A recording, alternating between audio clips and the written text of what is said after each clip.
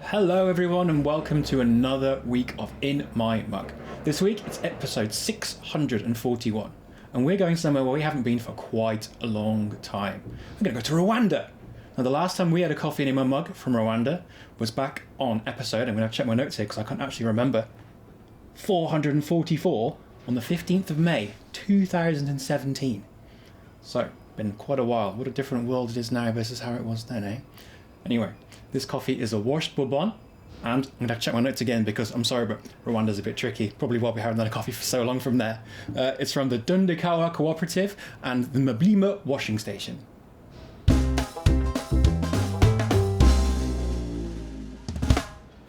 So here we are with everyone's favourite barista, Mr. Dale Harris. Hey! Now, Dale, I've heard that on your travels, you've been to Rwanda. I have been to Rwanda. That's amazing. Would you tell us about your time in Rwanda? Of course. One of the smallest countries in Africa. It was my first origin country that I visited. I went to do some barista workshops as part of a broader coffee conference that was being held in Kigali. And it is one of the most beautiful places I've ever been. The city was incredibly tidy, incredibly clean, incredibly alive with wonderful people. Had some great days with the baristas there, went to some really cool shops, like Western Coffee, other cool things. And then with our partners at Olam, I went and toured a few mills, including one that's connected, isn't the same, but it's connected to these guys. So I went close to Kigali to the Rudi mill, which is also operated by the, what was the name? Dundikawa Cooperative. Dundikawa Cooperative? The Dundikawa. Yes, I do. Often known as Musasa as well. Everything has so many names in Rwanda. So there are different co-ops and farm names and regions. So this one is from the Mbilima mill, which is also part of the same cooperative. So this is from producers who are organized in the same way. They bulk their coffee together and then they sell it as lots through different mills and through to different sources. So it's lots of very small lots of coffee produced by, I want to say housewives in gardens. So we're talking literally a small amount of plants. They'll pick their cherries, they group them together.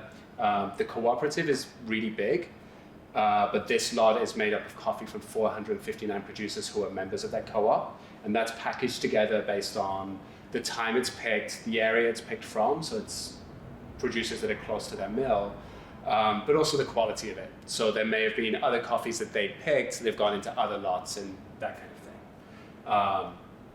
It's a really good kind of example of the coffees that Rwanda is famous for.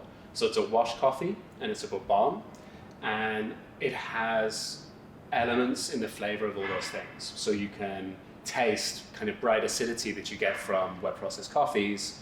You can taste the balance you get from a Bourbon. So there's normally chocolate and fruit. And with African coffees, or with lots of washed African coffees, you tend to get more dominant acidity and fruit than you would get from a Bourbon from El Salvador, Guatemala, or something like that. So all of those different aspects are present in the cup. And I think one of the joys of Rwandan coffee and African coffee is you taste those coffees and you know where it's come from just from the taste. And that's probably the most exciting thing for us. It has been is tasting all those different origins. And when you, particularly with a coffee from Rwanda, we haven't had one for a few years, and you taste it and you're instantly kind of brought back to all those memories of other coffees. Amazing. Shall I make some espresso? You should make some delicious, tasty espresso. Well, I've got dangerous plugs everywhere. I have multiple shots of espresso ready to go.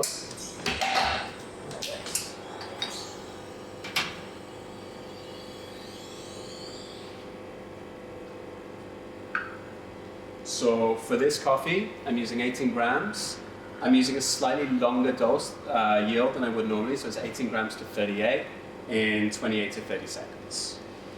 I'm really trying to maximize some of those flavors. And I'm going to drop this one over here. It's amazing distance.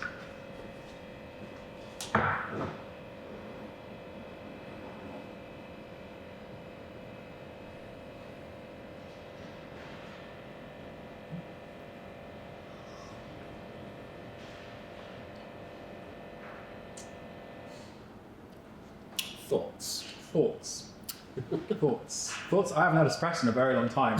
The horrible things of coronavirus keeps espresso away from me in shops. It's very nice. I feel this coffee is really well suited to espresso. It's got, I was going to say bags of flavor. It's got lots of different elements to it, and when you're making espresso, you're making really strong coffee, so it pushes and exaggerates all those different traits. So with a coffee like this, you almost get 2 or 3 different kind of flavor notes that really jump out. That first sip, there's quite a lot of acidity. I'm mostly getting kind of red apple and red berries, but I think there's also a little citrus there. I was going to say maybe a little like kind of orangey, kind of mandarin, sweet, juicy little segments. Yeah. But it's balanced in the finish by a really different flavor note. For me, this is dark chocolate. I think when we've been cupping this and working on the roast, we've also tasted on the cupping table and this filter, we've had milk chocolate and kind of softer flavor elements, but it's the espresso, really nice deep dark chocolate and quite dominant as well. Like it's one of those coffees that you're left with a really nice, strong, rich flavor. Yeah, it's like 70% dark chocolate, kind of that aftertaste. Yeah. And it's clean. Very clean. That'll make a fantastic milk beverage as well, I imagine. I think with milk, it's going to hide some of that acidity, it's going to hide some of those fruit flavors, but there will still be kind of a fruity element to it. But that dark chocolate then it will become milk chocolate, it'll roll on, and you'll get that real sweetness. Like a dark chocolate orange almost. I'd buy those. Yeah, that sounds nice. Go back to Christmas again. I had a white chocolate orange at Christmas. It's incredible. A white? You heard it here first. First, everyone. There you go. Other kind of interesting things about this coffee. Rwanda is a small coffee producing country. In the 90s, terrible things happened in Rwanda, but it's one of the few success stories in specialty coffee because an industry grew after the genocide and the challenges there that's really embraced the uniqueness of their soil.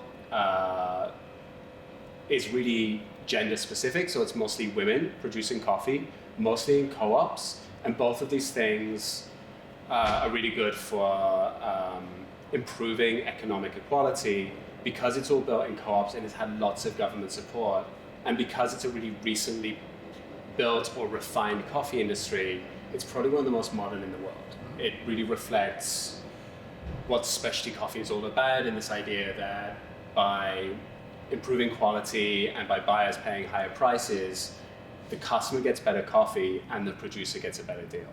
And across the world, we prize that kind of thing. We always want to be doing good with the coffee we buy, but it's really hard to see examples. But you look at Rwanda and there's such a clear difference from what coffee was in the past to what coffee there is now. That's incredible to see. So there you go. It's got meaning and value to it as well as being delicious. Fantastic. So good to see it back after all these years. Yeah. Yeah, welcome back, Rwanda. It's nice to see you again. Cool. Well, with that happy thing, we'll see you again soon, and life is too short for Bad coffee.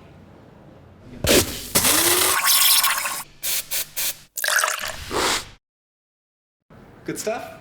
I think you can probably remove half of the stuff we said. Can't do that, I haven't got enough hair. Very sad, because I was going to take some excellent selfies today. Oh, I don't know what I was going to say there. Well, Yafka. From the top? From the top. From the top. Brilliant.